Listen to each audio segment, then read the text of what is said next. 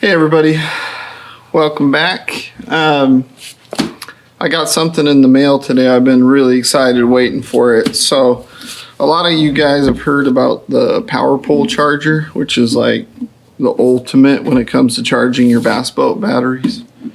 I ordered something like the Powerpole charger, but not exactly the let's just say I'm doing a Powerpole charger on the cheap. So I recently installed my new regular 3-bank charger, which charges all 3 of my batteries. I have a 24-volt trolling system. So that charger charges all my batteries here at the house when I'm not fishing. But I just found it's a 2-bank charger from Minn Kota. It's right here. You can see there the MK2DC. That's the model for this, and it's an alternator charger. So this cost me about 150 bucks on Amazon, and it is going to charge my trolling motor batteries while I'm driving around on the lake. So currently my starter battery already charges from the alternator on my big motor when I'm driving around. Now in addition, I should be able to charge my trolling motor batteries as I drive around on the lake. So if you're asking yourself, like, why is this a big deal? Well, I was at a tournament a month ago, and my trolling motor batteries died because it was really windy, and I may have forgotten to charge them the night before, and we couldn't fight the wind. So it kind of limited what we could do, and it's happened to me a couple times lately. So I'm just like, you know what? I'm gonna check it out and see if this makes a difference. If it does, it could be a game changer. I know the Powerpole charger is a game changer, so if you can afford that, do it. But this should be my own version of the Powerpole charger, but on the cheap. My new 3-bank charger that I just put in cost $150. This cost $150. So if they work correctly, I'll have the same thing, but for 300 bucks instead of $1,500. Let's break it open and see what it looks like.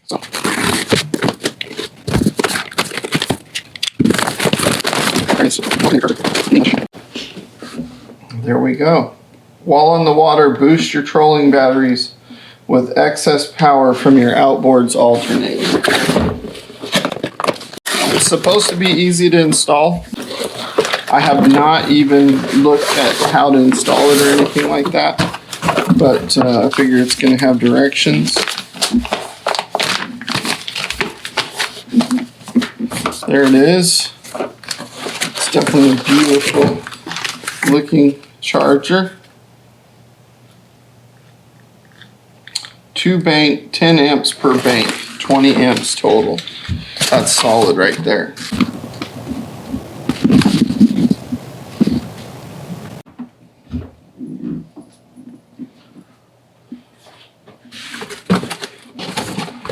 All right, so I gotta check and make sure that I'm gonna install it.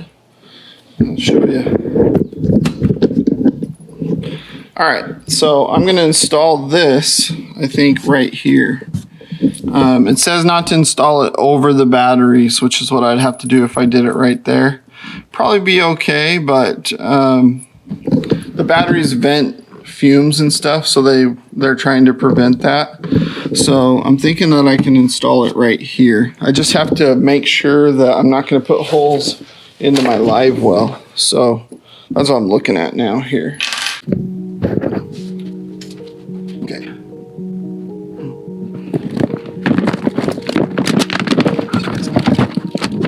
Right there. Right here. Stop the batteries. Okay. Right here it is.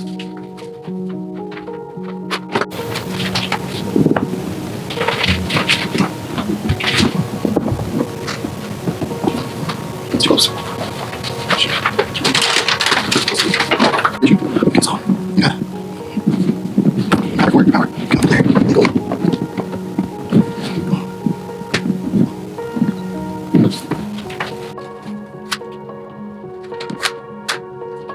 All right, so Alright, so what I gotta do, I gotta connect this purple wire here to the ignition. So I gotta figure out which one of these wires is the correct one. So I'm gonna snake, I'm gonna put my snake through here, and it's gonna come through here and it'll come out here, and then I can pull that purple wire. I'll be able to pull that purple wire out over by my ignition, and I'll connect it there. And then it's actually real simple. The other two, the positive and the negative here, those are just going to connect to my my starter battery, and then whenever the alternator is running, they'll pull power from there and shoot it over to the trolling motor batteries. Right now I need to find some screws that are not too long, because I don't want to screw into my my live wells. So that's what I'm doing right now. Look.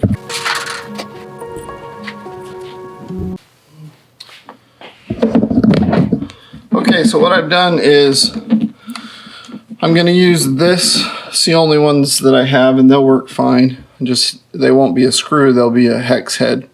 But I've marked on my drill bit with the electrical tape so that I only drill in, so you can see, just far enough for the actual screw. We don't want to drill in too far. So now I need to mark my holes, and I'm just going to do it with 2 screws instead of 4 because it's a tight squeeze. And I'm going to put it in there. Then we'll snake the electrical, and then we should be done. It's that easy. Okay.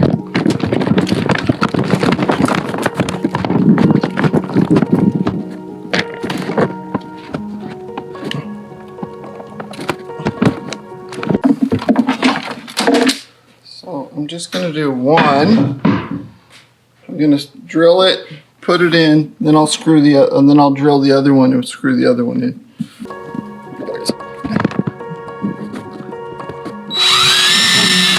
Okay, well it didn't matter anyway because the thing is like a 1/4 inch thick. So as soon as I got through, I was in.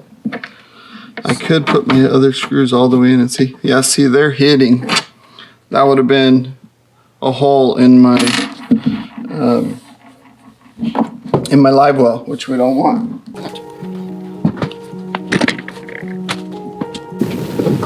Okay, sure.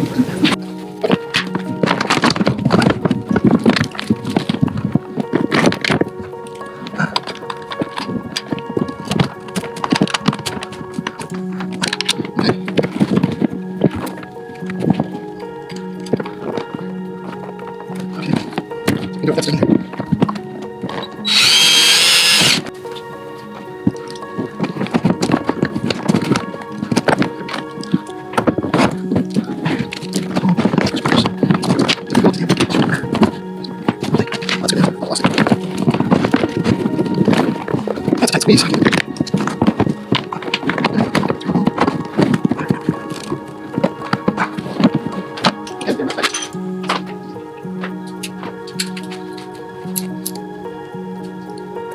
Okay. This should give us a little more leverage.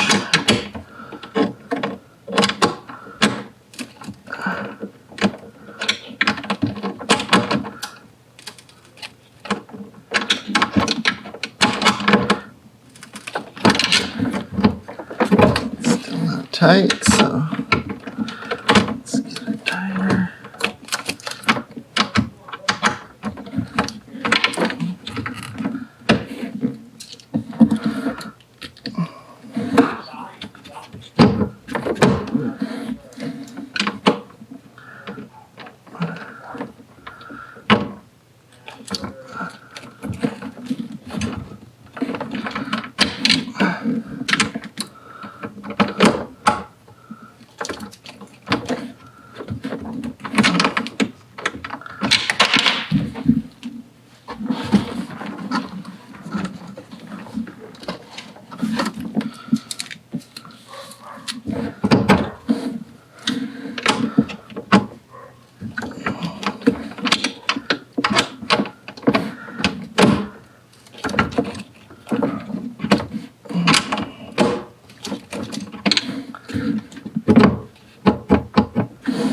closer.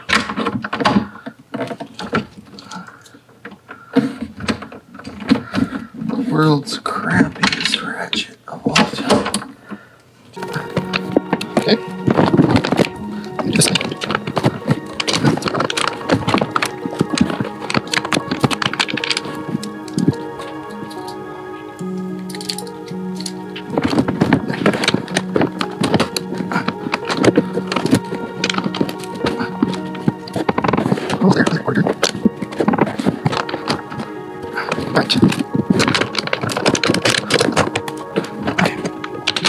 Alright, we got that secured. Now we just got to run the wiring. This has a little diagram here. You can see that. So it says that I need to put the purple ignition wire connected to the ignition circuit. Any 12 volt source that is only energized when the ignition key is turned on.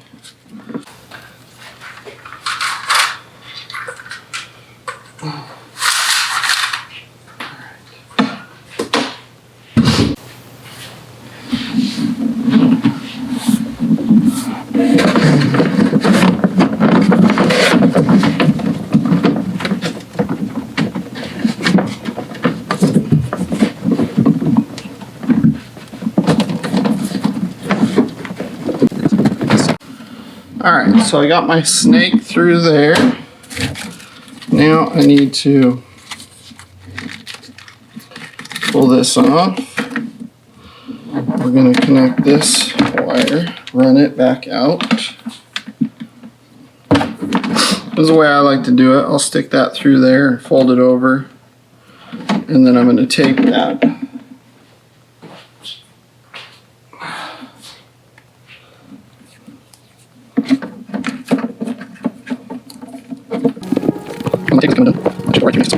I don't have very far to go, like 3 feet. So.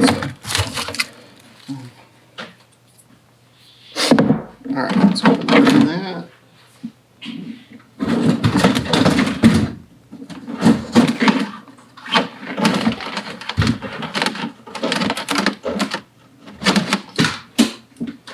Alright, see what I did?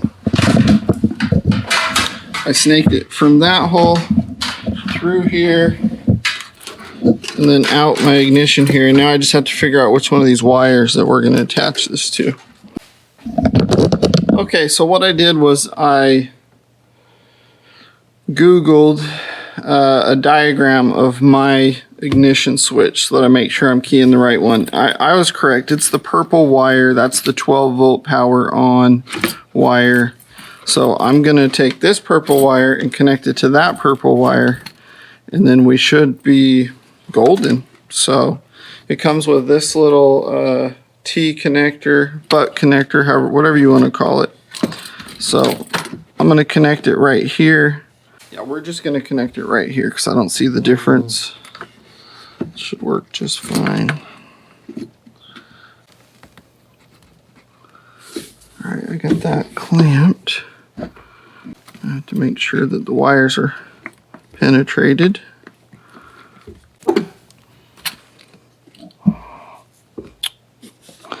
I guess I'm not actually going to know till I go to the lake because I'm not going to fire my boat up at home. I could, but I just think it's not that big of a deal. As long as I know I connected it correct, it should be no issues.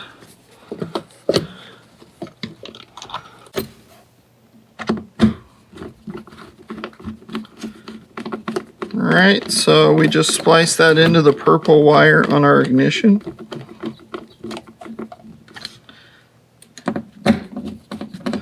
One thing I learned is that this and this are not actually screws. They're just dummy screws. There's only 2 screws to my ignition, not 4. I did not know that. Okay. See, those are nothing. Just for looks. Alright, so we got it spliced in. Now we just have to connect our wiring back here. It's pretty simple, pretty basic. So we're going to get that wiring connected and then get to the lake. I disconnected my my battery, by the way. So I highly recommend that while you're connecting all your trolling motor batteries up, to keep the main power disconnected until you get everything else done, and then reconnect your main power at the end, just for safety. Alright, so my main power is right here. Purple is connected. These are going to connect to the main starter battery. My onboard charging is right here. I guess I should have undid those.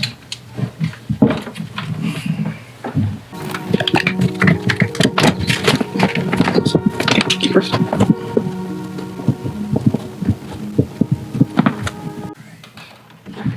Okay, so this is going to run to one of my trolley motors batteries. Go ahead and connect that. Pretty basic, just positive and negative. Interesting that one's white. Alright, so this is my positive side.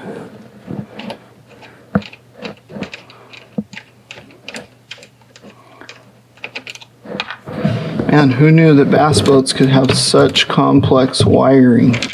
But they do.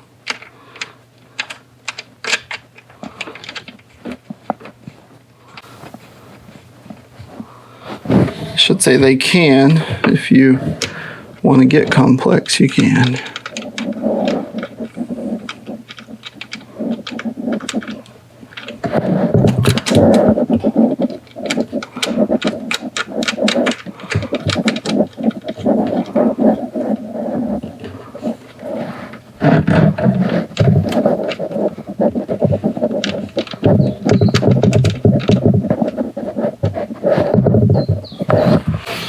Okay, that one's done. And I'm just going to take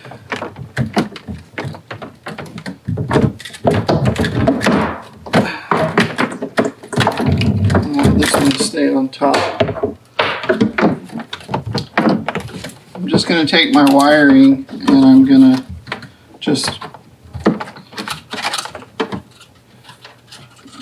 zip tie it up right here. Actually, I think I'm just going to twist tie it because I may want to adjust it later. Twist tie that back up right there so I can tuck it away and hide it.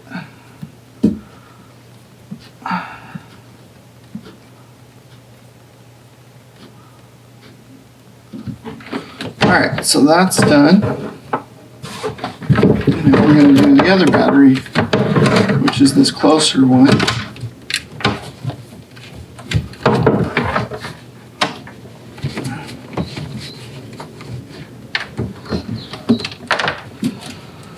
Again, positive and negative, and keep it real simple.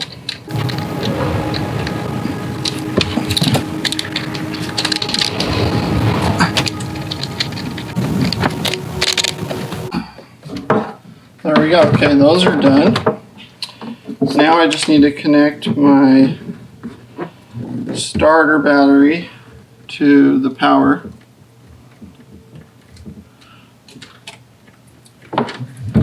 And this one is going to go under here. You notice it's a big, thick, heavy-duty wire there.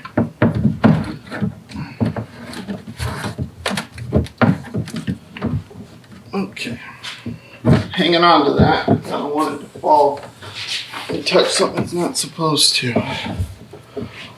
Okay, very simple. This is negative. This one's positive.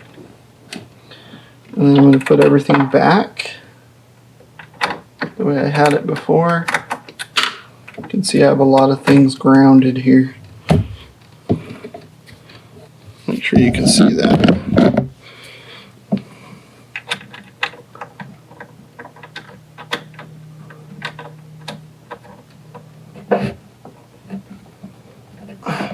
lot of negatives.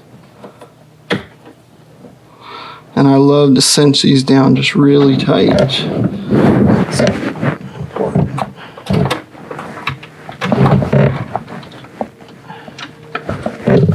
Look at all these positives I gotta put on here. Tons of them.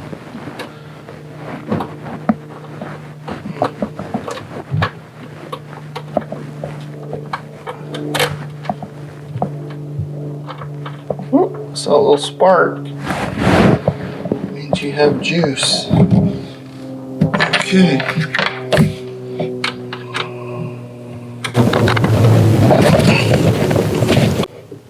Okay, we should be connected up correctly now.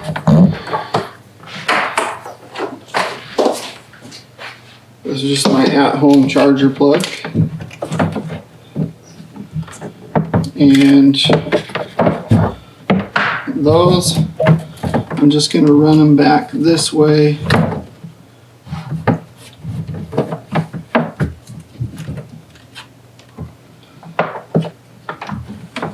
And then I'll zip tie those because they're kind of making a mess.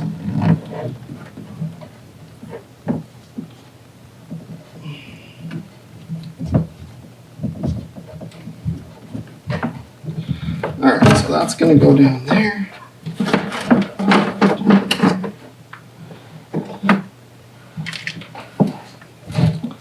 These, I'm just going to zip tie to right here. Just so it looks pretty.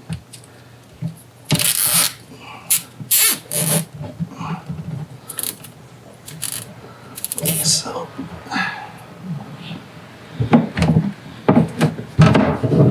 This one has got some kinks in it.